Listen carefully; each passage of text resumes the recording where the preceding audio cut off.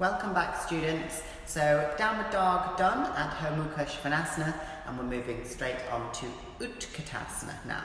So Utkatasana is part and different to Salutation A. So we're now looking at Salutation B. So Utkatasana is the first move of Salutation B. So salutation, sun salutation is Surya Namaskara. Surya means sun, Namaskara means greeting. So greeting to the sun, sun salutation. Surya Namaskara in Sanskrit.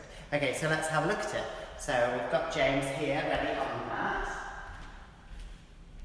There is a difference between traditional Utkatasana and the Utkatasana that we are going to teach and look at in Modified Primary Series.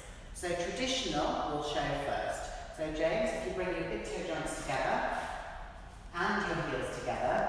So if you remember back to when we were studying Samastiti, this is the traditional Samastiti, and we know all the principles about the heels opening, the greater trochanter opening to get that slight inward rotation of the thighs. The same applications here in Utkatasana. So following on with the traditional then, so we're going to bring you down to touch the floor, and then raise the arms up with the fingertips touching together. That's it, and squeeze the knees together. So in the traditional Utkatasana, we have the knees squeezing together. If you rest now. Okay, so I'm going to show you what happens when you squeeze the knees together. If you turn around, we'll do it facing the other way for us, James. That's it, great. So again, heels together, knees together, reach down, touch the ground, and come into your Utkatasana. Great, so James is actually doing exactly what we see happen a lot of time in this traditional Utkatasana. You can see that this sit bone is much, much lower than this. His hips are on a slant. When the knees knock together, the most powerful leg will push the other leg out of alignment at the front because the knees are compressed together. Then your hips will be on a slant one way or another. So therefore, you're standing more on one leg than the other leg. Okay, rest, James. So let's have a look what we do in Modified Primary Series to prevent that. So turning face front again.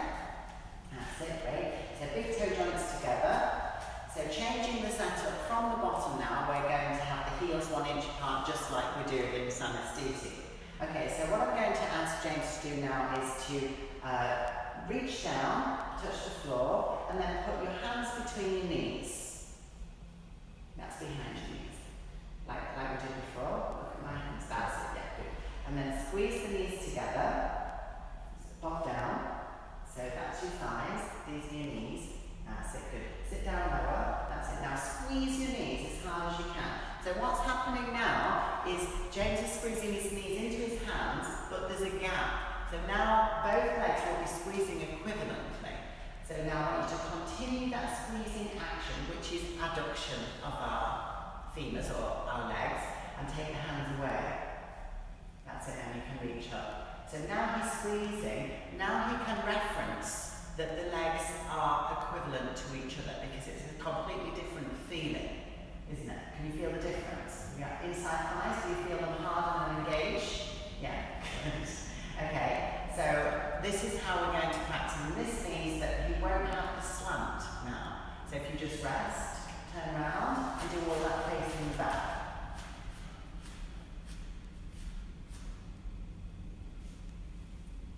That's it, and then reach down, and squeeze, and then reach up.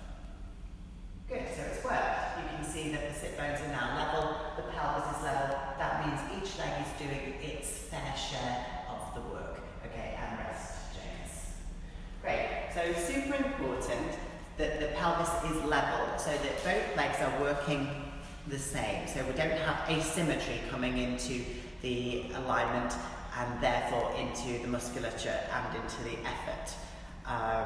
So let's look further at the pose then. So we want to have a tuck in the tailbone and a gentle arch through the upper spine where the breastbone is going upwards. So the tailbone will be moving down breastbone is moving upwards. So we have two opposite extensions at the same time. And having these two opposite extensions at the same time makes it a very fierce pose. It's quite hard, isn't it, James? And I'm sure you all think it's hard as well. So it's usually called fierce pose or awkward pose. So Utkatasana translates as fierce pose or awkward pose. So both of them, those translations are used in Ashtanga. So we're going to look now, so we've done knee apart. Now we're going to have a look at another difference between traditional and modified primary series practice. So if you face the windows now, James, when we do your Utkatasana, so set up everything just for modified primary. That's it, great. So you're going to reach down. That's it, so you don't have to do that every time. So once the student has tried this, and you can try this with your students just to give them the feedback and the feeling between the legs. You don't have to do that every time. Okay, so now reaching up into Utkatasana. And I have to say, James has a lovely Utkatasana. So, in the traditional Ashtanga practice, the suggestion is that the student, if they look down, they must always be able to see their toes. So that would mean that you straighten your legs a little bit, because you can see your toe tips now, can't you? So this brings us artificially high.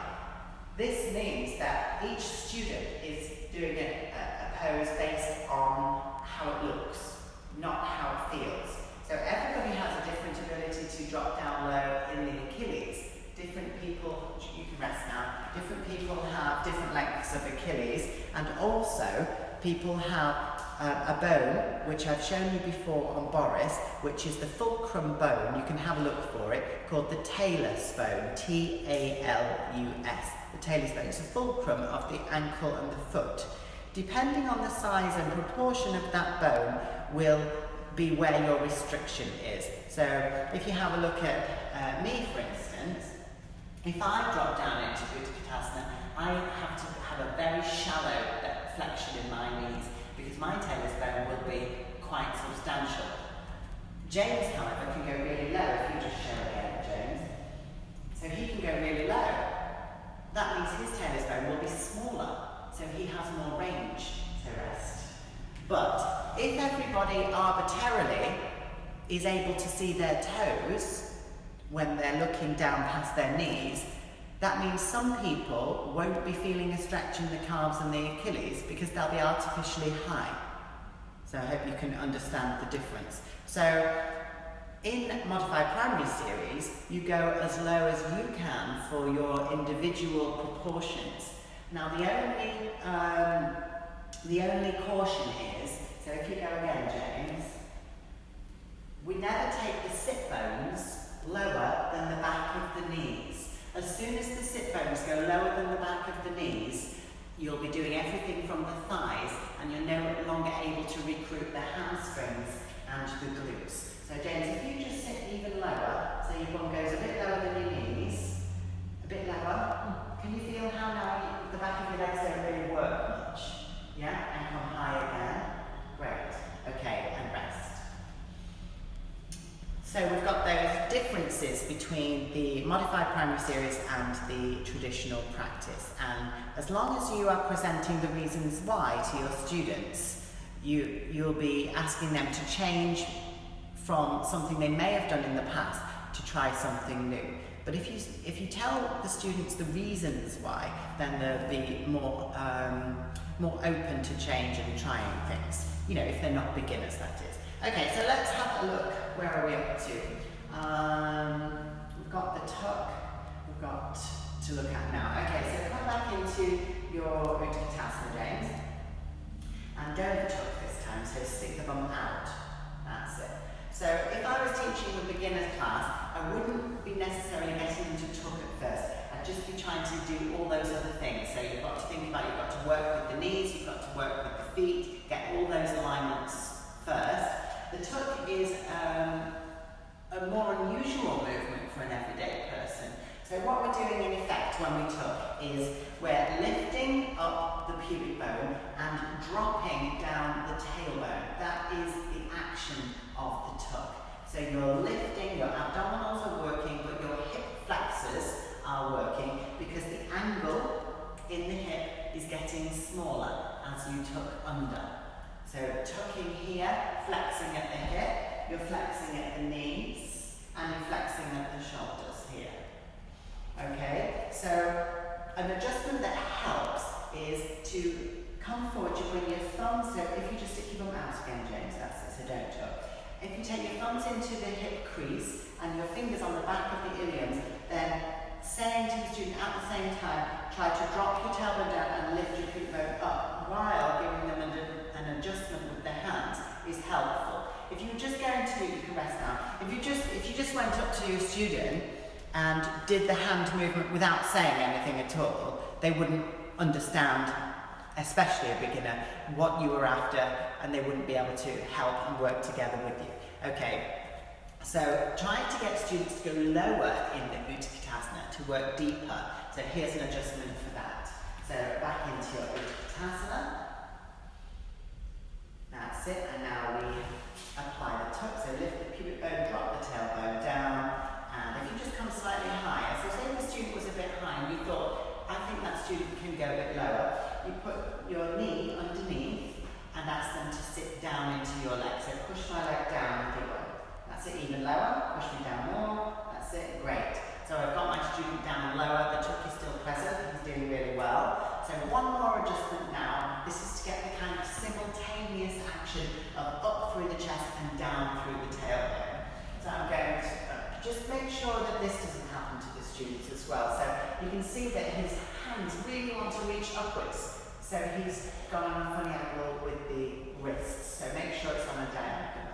Okay, so I'm going to ask my student now, and I have to use hands to tap to identify which hand I'm talking about. So I'm going to ask my student to sit down into this hand while reaching out into this hand. So now inhale, James, and do it simultaneously. Good, great, so now rest. So with this adjustment, you can encourage the student to, rather than separate the two actions, to simultaneously extend in two different directions at the same time. Okay, so we've got arching in the thoracic spine, the breastbone going towards the hands, which is extension in the upper thoracic spine.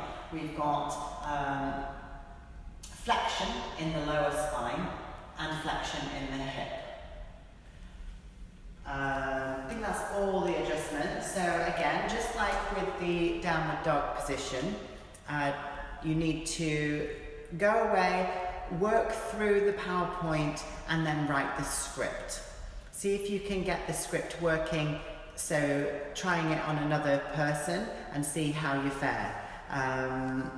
Let me know if you have any questions about any of this, but I am putting quite a lot of information into the PowerPoint to support what I'm filming in these workshops. Okay, so that's Utkatasana, fierce pose. The first movement of Surya Namaskara, Sun Salutation, B.